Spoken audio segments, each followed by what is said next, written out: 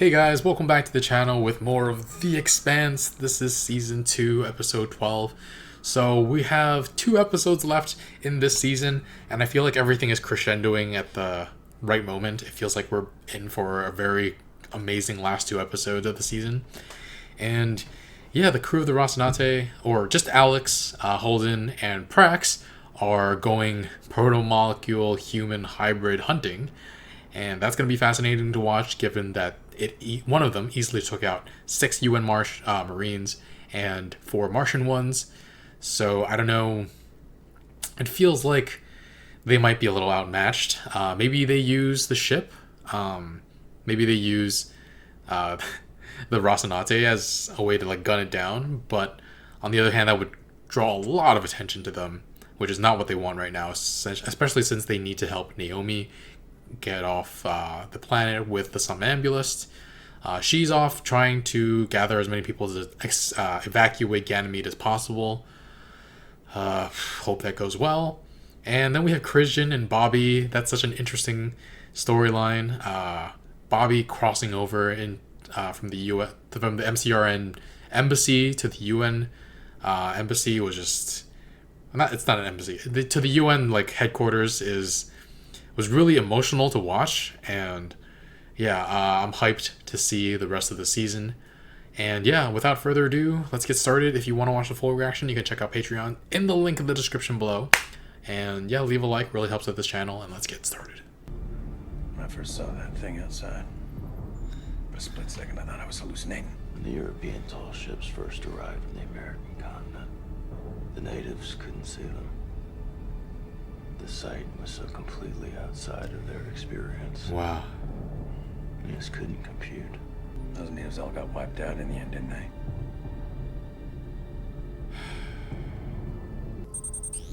There it is, in the Ag Dome. Ready PGCs, fire control to me. Why kill it? It's such a base human instinct to destroy things we don't understand. Don't talk down to me, plant guy. Pure arrows. Plant guy. Plenty. I promised fire from the gods, and I delivered smoke. Jules Pierremont lied to you, and now I'm trying to decide if he is lying to me. Make him a peace offer. This may be our only chance to stay in the game. They're already making weapons. They're testing them. You honestly believe that Mars would use this proto-molecule to destroy Earth? Yes, I do. Yeah. And I couldn't persuade Jules of that, but I know that you can. What the hell are you doing? That doesn't go there. Who the hell are you? Please put those down and step away from the panel right now. The hell I will. Station power's failing. There's no time for this shit. Move! Say something to distract me. Why is Mal suddenly so eager to come in from the cold? It reeks. Actually, be quiet. Jules Pierre may be a titan of the system, but his life, his memories are anchored to that rock. That is Earth's real gravity. Wow. That's a hell of a line.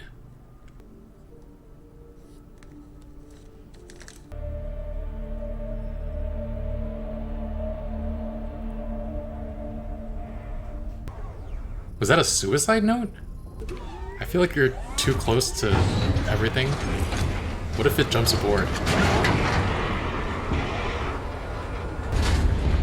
How far are we gonna take this, Jim? Got it! No, please! That is not your kid! Not anymore! Death. It's not the proto-molecule, it's protogen and men like you. Damn it, we lost it! You ever think that maybe it's luring us in here? Or are you refusing to fly? No, sir.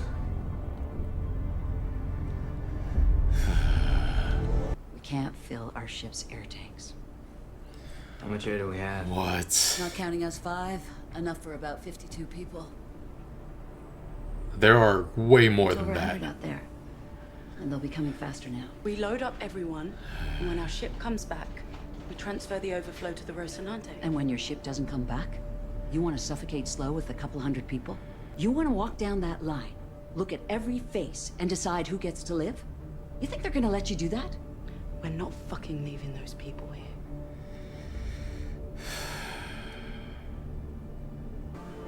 You know, she's right. We can't open that door again.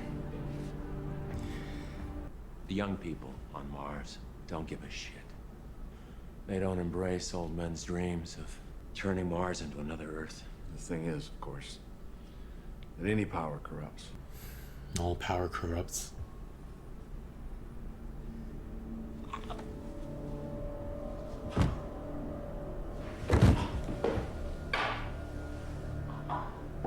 He poisoned him.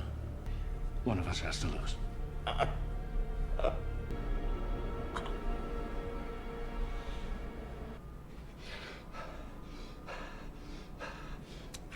Help! Wow. I need help!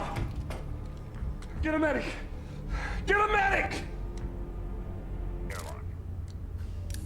Oh, adorable. That's how you never see me coming, sister. We spent plenty of time in the dirt. My IQ just too high to be a Marine. And your morals tasted low enough to be a spy. It's good training for politics. Do you like cucumbers? I was going to ask you where you got those lovely couches, but I don't want to run out of sparkling conversation before your boss joins us. She's so into the food. Oh my god, she's grabbing all. Aww.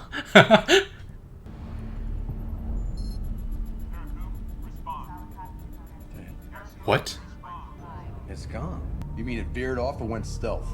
No, I mean it went It gone. Dead. I mean, there's still a heat signature where it used to be, but it's all scattered. What the? I think someone blew it up. You even arrested my cousin. He's a monk. When you exonerate my family, unconditionally, unfreeze my assets, we'll talk about how I can help keep Earth and Mars from blowing up this whole goddamn system. And you'll remain in the middle, benefiting from both, somehow loyal to both. It's that simple. The MCRN Karakum, dispatched by Korshunov to take delivery of your proto-molecule technology, was destroyed over Ganymede. And I gave the order. And I can give the same order to end your life where you breathe at the same coordinates I'm sending this message. I can assure you, I'm the only friend you have left, and do not test my resolve on this. Christian, if you're listening, you throw me to the wolves for fulfilling my sacred oath while you grovel at the foot of Mars and Jules Pierre Mao. And that is the real betrayal here. So, Jules, you will clean up the mess you made for me. You will return to Earth alone. You will await my instructions, and you will get the fuck back to work. Easy now. Jeez, what the heck? Aaron Wright made his move. Those people will kill you. Let go of me! Let go!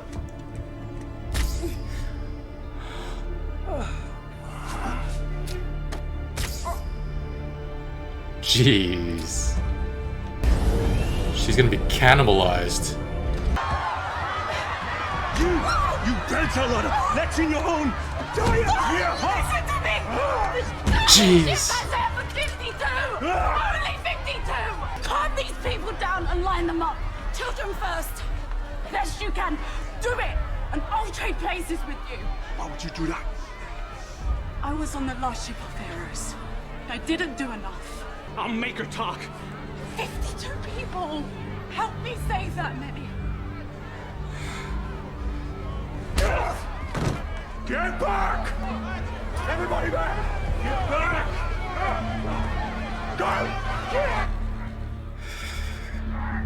Go! Every single one of you knew. You were certain on the day you were born. Our life is hard. Only 52 of us can go. There will be children, young women, and young men getting on. If we have to stay back, we have to stay back. So let's be tough and do what needs to be done. You're asking so many people to die.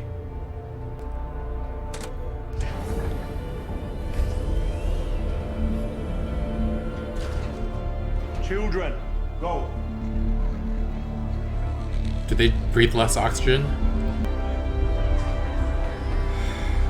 Oh, I have my turn. Stay together. No, he'll lose his place. Go. Next group, go. Move, that's right. That's good. Keep moving. Keep moving. That's it. No more.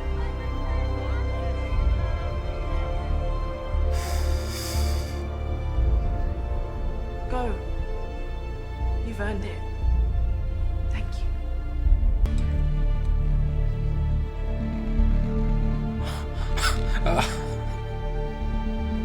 You're not finished yet.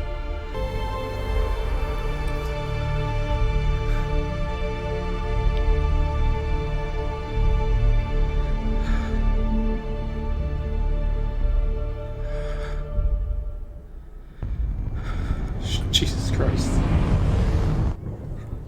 Somnambulist, this is the harbor master. You do not have clearance to leave dock. Return to your berth immediately. You are violating MCRN flight restriction. Please acknowledge.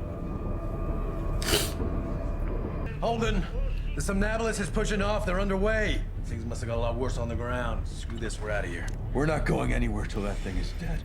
Are you insane? Naomi was right, and you know it. This ain't gonna end anything. Yeah. And our family needs our help right now. Come on, Holden. We surrender. Board us. Take us into custody. Just do not fire.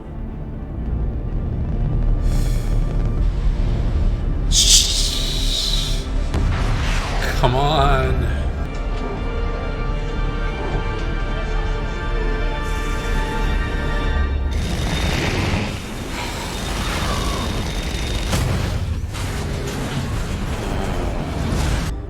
Somnambulist, what's your status?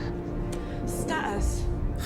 You're a son of a bitch. That's my status. Good to hear you too. Give me an open channel. Oh man. Oh. Here we go again. This is the warship Rocinante. You're The aware warship. of our capabilities more than anyone. Any ship that opens fire on us will feel the sum total of our state-of-the-art Martian arsenal rammed up its ass. We'll all die together. This is our only and final warning. Stay clear. You know, someone's gonna try and test us, right? Nah. Not today. They're saving their bullets for each other. Damned. When did you get so wise, Cap? Looks like we're clear.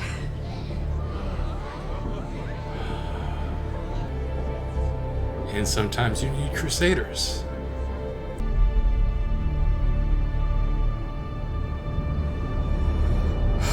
For a second, I had a very bad feeling. What? No, what the heck? I was just saying I had a... for a second, I had a very bad feeling. Wright, man, that scheming son of a... Just well played. And, I should have been tipped off when he looked over at the green liquid in the container, and then, like, he shows up in the next scene like nothing happened. I thought he was going to commit suicide, but then, yeah, he winds up holding a meeting alone with a Martian leader. But yeah, what I missed was that Korshunov was the one directly dealing with GOP or Mao. Like, he was in previous episodes, and I didn't get that sense at all. I don't know if I missed something or if they just didn't mention it until this episode that he was working with GOP or Mao. But yeah, Wright was able to one-up essentially everybody, though. He told Christian to make peace with GOP or Mao to keep Earth safe.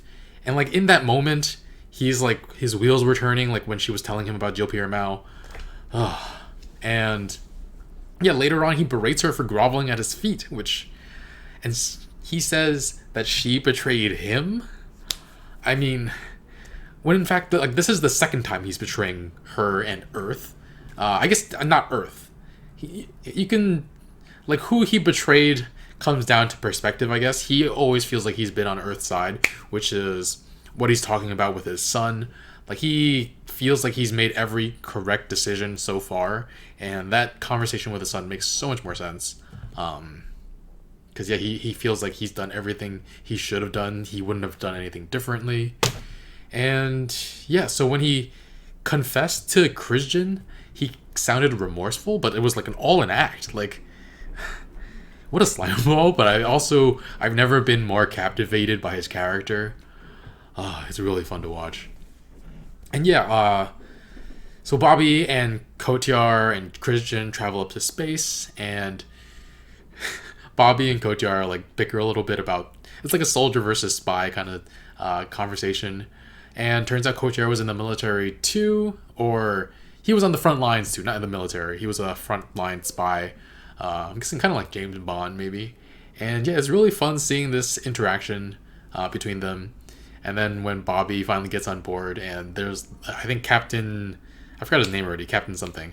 He was just like, yeah, like, you guys want some cucumbers? And she's just like, she walks over like really fast and starts eating, and then like offers one to Kotyar while like stuffing her face. And Kotyar is just like, he has this like momentary second where he just like, like he gives her this look like, that's like, are you kidding me right now? It's really hilarious. And yeah, we're still talking about Aaron Wright. The show sells this idea that he's ready to atone pretty well. His conversation with his son fits both situations, whether he's getting locked up forever or if something goes wrong with threatening Jules Pierre Mao and leaving Christian to die, he may never see his son again either.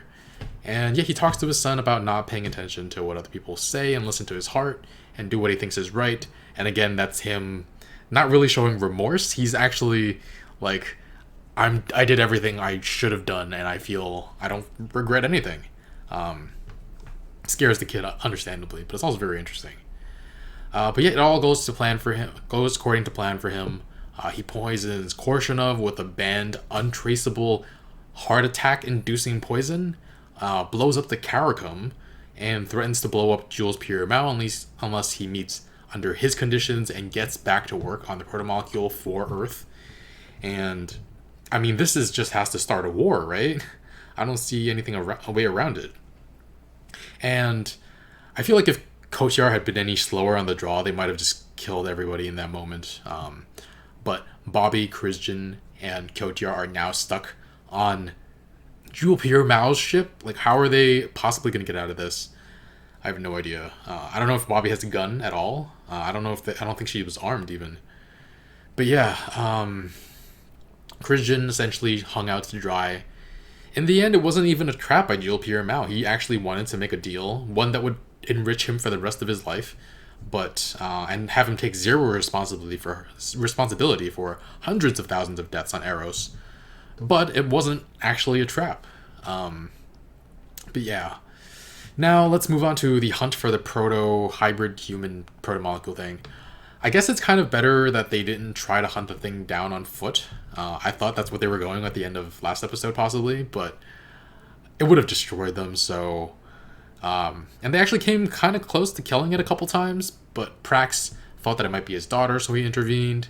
But like, even if it was his daughter, there's almost zero chance of coming back from that. And I guess we as the audience know that, and he possibly doesn't, or just the emotion overcame him and he still feels like she's still his daughter no matter what she is now. But meanwhile, Holden is definitely someone whose judgment I'm questioning. I feel like his judgment is a little bit impaired, and I understand he witnessed firsthand with Miller what the protomolecule did to the people on Eros, and he's desperate to stop it from spreading, so he's essentially in denial. But what happens if they fail to kill the proto-human? It wanders this dead moon for a while, maybe gets picked up by the Martians, but that doesn't even matter since the protomolecules are already everywhere in the system. And yeah, Holden just has a vendetta against the whole thing, and he's kind of a little bit manic about it. Won't listen to reason. Was gonna abandon, possibly thinking about not going to help the somnambulist, and that was not a good look on him. But yeah, at the very end of the episode, though, we see that the freaking proto-molecule hybrid thing had freaking jumped on board and is stowing away to get off Ganymede. I don't know what made me underestimate its intelligence. I thought while they were in that cluttered dome that the proto-human thing was just gonna jump on and attack them, but it's actually smarter than way smarter than that. Because attacking the Rocinante wouldn't actually amount to anything. It would still be stuck on Ganymede and would try to hunt down more people. But to actually hide on the outside of the ship and leave with it, my god, the crew is in for a rude awakening. I guess it's also possible that it was smart enough to evade detection and fire from the Rocinante by hiding on the Rocinante. It didn't expect it to fly off base, or I don't know. But either way, very smart, very intelligent, and I don't know where they're bringing them. I think Melissa mentioned saying that she can take somebody as far as a certain place, but I forgot what it was right now. Speaking of Melissa and the somnambulist, Naomi is able to convince Melissa to work with her by being an amazing engineer, as always. But what a situation. Like, only enough air for 52 people, and there are over 100 outside. I don't know, maybe hundreds. I couldn't tell from that angle. And I thought it was a great idea to take everybody and transfer some to the Rocinante. And Melissa's argument was that she doesn't trust James Holden, and what if he doesn't show up? But the answer to that is, like, you're all dead anyway, because if Holden and the Alex and Prax don't show up, Mars would have shot you down. And actually, I have an idea for, like, a compromise, but it's actually kind of sick. And so you put everybody on board who eventually wound up on board, young people and children, but then you put everybody else in the airlock. Though I guess maybe not everybody would fit in the airlock, but yeah, I don't know. But basically, if the Rocinante doesn't come, you space them, which sucks big time. You're essentially murdering a ton of people. But one, if you don't take them, they're gonna die anyway, and two, you could even tell them, like, hey, there's a possibility we're gonna have to space you. Get on if you want to have a chance at living, and then let them make that decision. I'm sure some people would have taken that deal in a heartbeat, especially that last guy who was stopped right before he went on. He honestly he didn't look that sad that he was gonna die. He looked sad that he was leaving his partner alone. But yeah. And I guess, like, if you wind up spacing them and having to kill them, you have to try to live with that with that in your conscience for the rest of your life. But if the Rocinante comes, you saved so many more lives. Yeah. It's a really rough situation, though. I mean, I feel like if you could fit them all in the airlock, that would be one thing. But if you can't, and you have to say, all right, time to get in the airlock so we can space you, that is an entirely different thing. I hope I'm not sounding like I'm, like, nitpicking this episode, because I'm not. Like, just random thoughts about how I would have done it, which, granted, is a little bit monstrous. And yeah, turns out this episode's name is The Monster and the Rocket. Turns out the monster was me all along. But the monster, I guess, could refer to the proto-molecule human, proto-human hybrid thing, or it could also refer to Aaron Wright. He's going very far. It's a little bit monstrous what he's doing as well. He's essentially leaving Aaron Wright. I mean, he's essentially leaving Christian to die. I can't imagine her dying at this point. Her, Bobby, and Kochi are all gone in this moment. That would be too much, I feel like. Yeah, not trying to be too nitpicky, because storytelling-wise, it was a super emotional episode because of Naomi's storyline. Honestly, it felt like she was being sidelined lately, and there were very interesting things like learning about her son, but then Holden was holding her back when Amos attacked Roma, Alex ordering her to prepare fire when they stopped the ship that Diogo was on, and like she wasn't the one in control of those situations, and I was just hoping she'd get a chance to shine this season, and she did, absolutely. Like, even Amos, who typically follows her lead on everything, tries to stop her from going down there and, like, opening the doors. But, like, she's had enough of being held back and being told what to do. She knows in her heart what's right, and she goes down there. And it is understandably, like, the death of that young woman, that young girl on Eros, she hated leaving her so much. And she felt like she had to make up for that somehow. And yeah, standout actor that we only see in one episode, frickin' Ciampa. He was first asked to keep the peace in exchange for a first class seat off Ganymede, but by the end of it, placing Naomi on the ship instead of himself, just wow. I honestly couldn't believe people were listening and didn't all just like fight each other and try to kill each other to get on the ship. And there was just so much heartbreak on that in that scene. Like, I'm getting emotional right now. That little kid who was just like, I mean, he was a baby. Like, of course he went back for his mother, and just incredibly powerful episode. And we still have one more left in this season. I'm very hyped to see what happens. The Somnambulists barely made it off the planet, off the moon, because the Rocinante came back and saved their butts at the last second. And freaking Holden opening a channel. He's just told Alex to open a channel, and Alex like, oh god, not again. Like, not this shit. And this is... We've always heard the Rocinante be referred to as a gunship, and in threatening everybody else, this time Holden said the warship. That sounds so much more menacing, and I love that little tiny moment.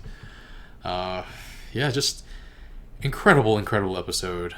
I purposefully left in like a section where it was just me like tearing up the entire time, trying to pay attention to the show, but like I was just so emotional over that moment when Ciampa put Naomi on the ship, and I can't wait till the next episode. I'm gonna go watch it right after this, probably, if I have time. Anyway, guys, giving it a 9.5 because I feel like, as emotional as this is, it's not even a season finale. I feel like we're gonna get somewhere. I think we're gonna get there to a 10 sometime soon. But yeah, thanks for watching. Be sure to like, comment, share, and subscribe, and I'll see you guys next time.